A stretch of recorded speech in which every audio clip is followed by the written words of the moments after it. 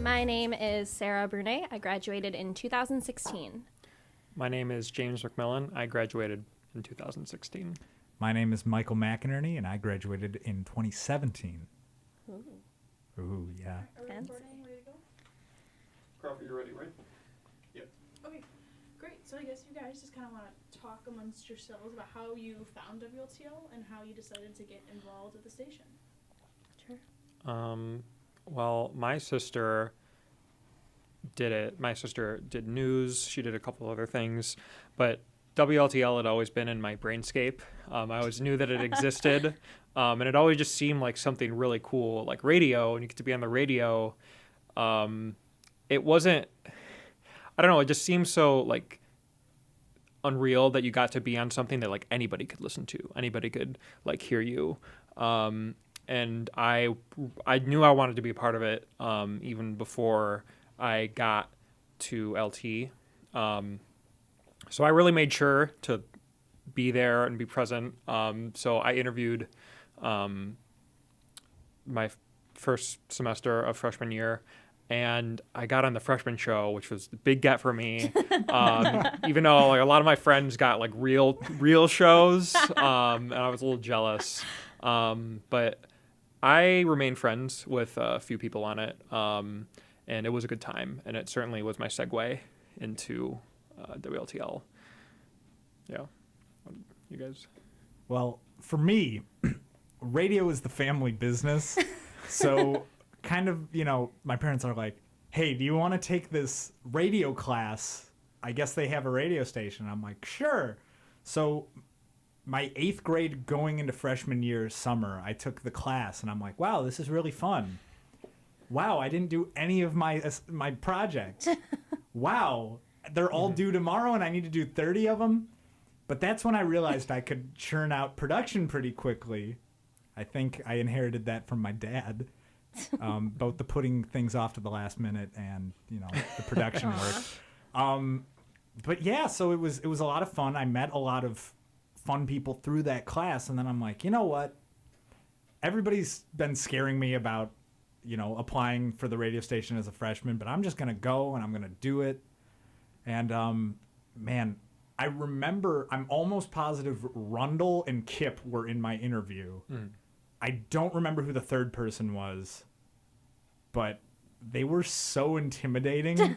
Like, it's really funny now because, you guys know both of them. They're such They're teddy goofballs. bears, both of them. I know. But especially Rundle, I remember he was just sitting there with like his arms crossed, just looking upset the whole time. And I'm like, did I do something wrong? I walked home like really stressed out about it. Aww. But, I ended up getting a show. Yeah. I'm sorry, I don't want to rub it in your face, Jamie, but I did get a real show. Not saying that the freshman show is bad. We're not It wasn't. valid. It's valid. I'll come clean. The 2 interviews I did after that, the following 2 semesters, I did not get a show. And I did Really? shows with my friends. No way. Yeah.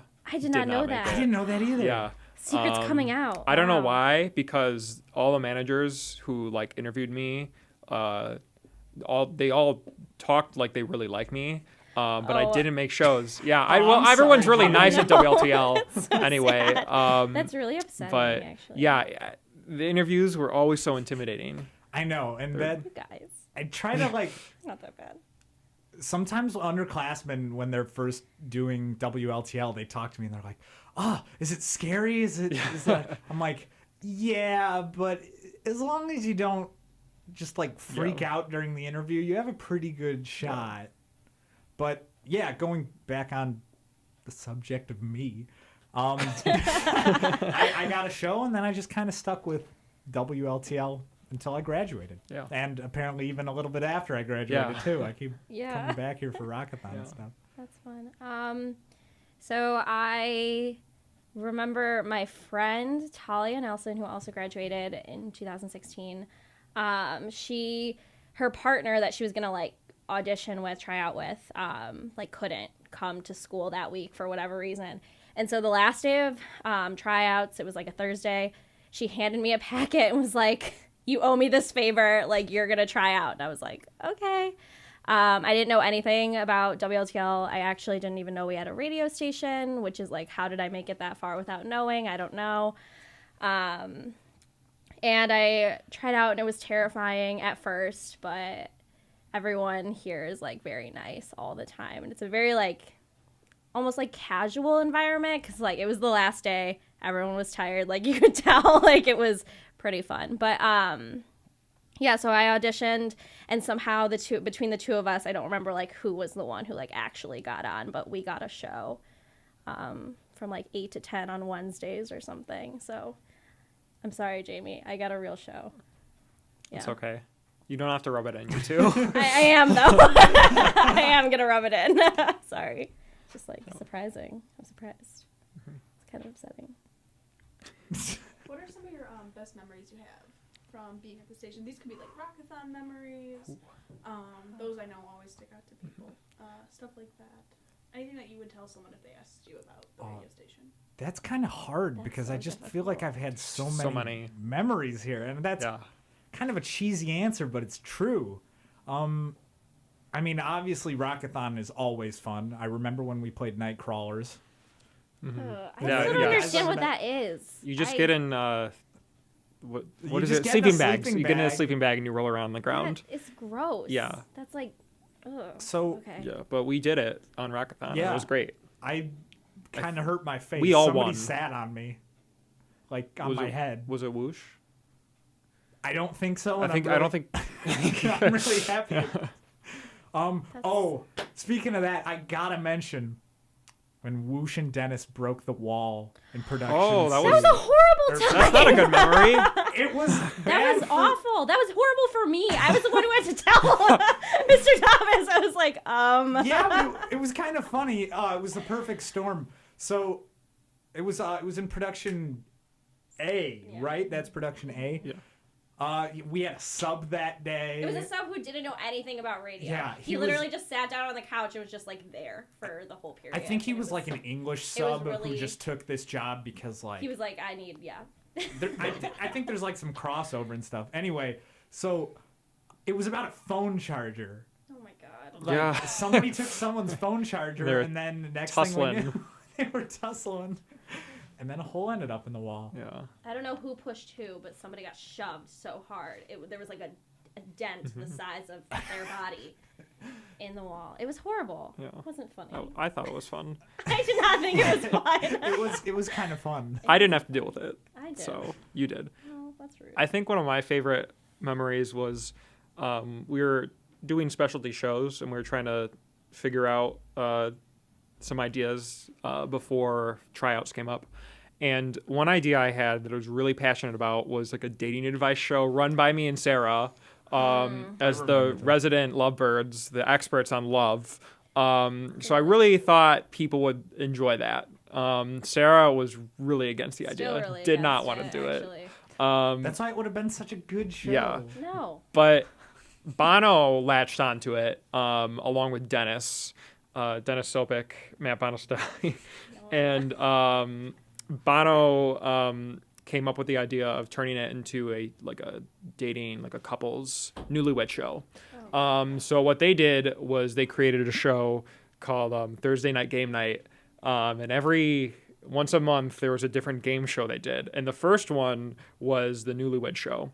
So it was me and Sarah, you and Zoe, and then Mike Rundle and Luke Nelson. Rundle was not on the. Rundle graduated by then. Yeah. But Sarah and I lost. Okay, but we lost because they cheated. Luke and Rundle cheated. Were cheating, and they were cheating pretty obviously. Like, I don't know how none of us were like, "Hey, like they're cheating." Like they were really cheating, and it came. Yeah. It's because me and Zoe were too busy knowing literally nothing about each other. It was just so funny because it was. We were the only real couple. Yeah, and we lost by like a lot. Yeah, well, it was bad. You had every couple represented. The couple that has been together for a long time. The couple that was like never together or together for like a short time, and then the couple that just cheats. Yeah, they were awful. Oh yeah, that was so much fun. We got a call regarding something that was said about Sarah or to Sarah or something Sarah. We got a I don't call, know. No, didn't I we? didn't say it. It was somebody got really mad because somebody said That- Luke Nelson, I think, Yeah. said something like Your shirt. my shirt made me look homeless. And then Yeah. person who was listening was very offended. And so I was talking to her on the phone about it for a good 5 minutes. I was like, Bono was so also. comfortable. It was like, I don't know what to do about this. That was awkward. She's like, I'll be She was- listening next week. Yeah, she like Or wouldn't next give month. Up. She was like really, really, really offended. And I was yeah. like, I'm so sorry. Like, I don't know what to do about this. I miss Bono. Do you guys ever like hear from him or talk? Oh, yeah, with him? well, we He'll see show him up every once in a randomly while. to, like things, yeah. I never see him anymore. But that show kept going, and they put so little effort into it. And I remember I kept helping them with it because Dennis, like, he liked the idea of it, but a couple of the months he didn't want to do it. So I just helped Bono do it. And also for his Christmas special, we did a trivia show, and I did it with him. I think you were on it. I think so. And you and Whoosh were a team, I think. But I remember we asked some really hard trivia questions about Christmas stuff. And one of the questions was, what is the symbolism of the red and the white on a candy cane? And you two correctly guessed it. Like, you had no idea what it was, but you're like, I'm going to guess like purity and the blood of Christ. And that was the answer. And you won the game off of that question, even though you had gotten like no questions correct before that. Wow, I don't even remember that. Oh, jeez. The funny thing about the game show though was like, it was so good the first time, and then just they caught lightning in a bottle the first time. And the rest of it, And the rest of no it one was remembers awful. any of the other shows. Well, because like the first show was such a mess, but so funny and just It was an enjoyment, even though it was kind of just like barreling into it. And then like most of the other shows just didn't have that spark. Although I do kind of remember it now that you bring it up. That was I love radio trivia, and I'm so No. bad at it. Kind of one last thing to kind of put everything together. Mhm. How did WLTL prepare you for moving on? I know you guys haven't been out of it for that long, but what are some lessons you kind of learned from being able to work at the station as a team? Not necessarily in broadcasting, but maybe just kind of general life skill things. I think for me, it definitely, like, this is so cheesy and like typical, but like being specifically like on the management team, like really like gave me like a foundation for like just general confidence in like my own ideas and like my ability as like a person who is capable of like doing things, you know? So I think like that's probably like the biggest thing, and like something I really credit WLTL for like giving me that. And also like being able to work with like such a different type of like group, because like one, it's like for a class, like we got a grade in management, but then also like you're trying to work with these people to actually like produce something functional in the world of like broadcasting. And so I think like that, like having to navigate around like the trickiness of like grades in school and like learning to balance all of that with working with people who you might not always get along with or like always have the same ideas as, was certainly something that's like totally valuable for like any sort of like work career that I might find myself in the future.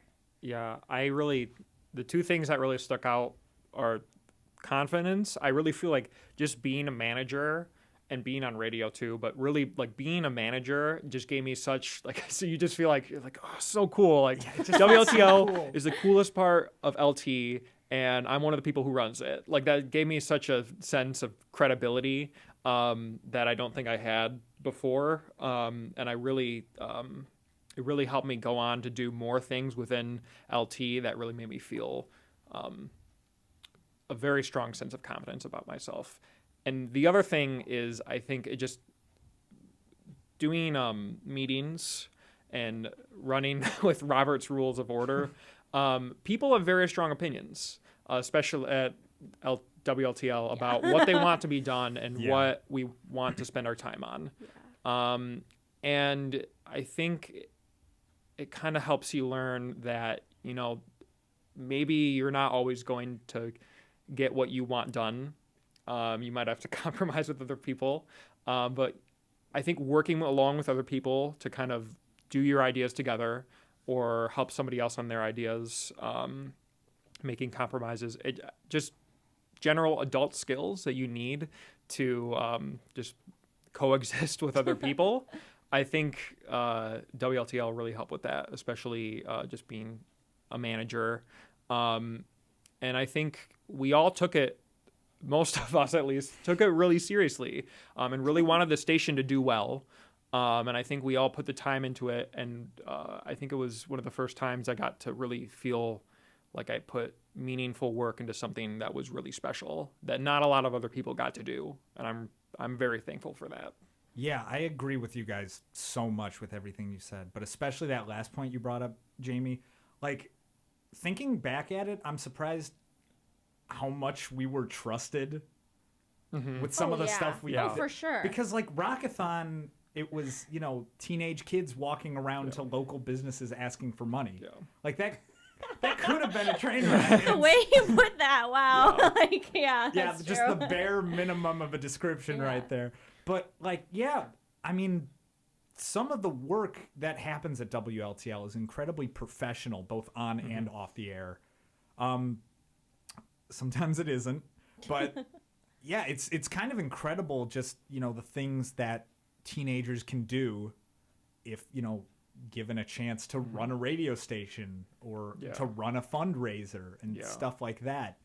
And it was just really great meeting a lot of these people. I know that's more of a personal reason and less of how it prepared me for my future, but, you know, meeting you guys in management, it was so nice to meet you guys. It was so nice to meet all the other managers.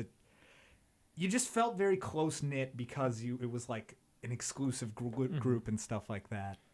I also just think just because everyone has such a reverence for it, everyone, like, when you are introduced to WLTL, the people who are already on it, like, really care about it, and they think it's something special. Yeah. So when the new people come on, they care about it, and they really want to take it to another level. They really want to make sure it's special for them too. And I think that's why when kids are going out asking businesses for money, they do it in a professional way because they're in an environment that is professional.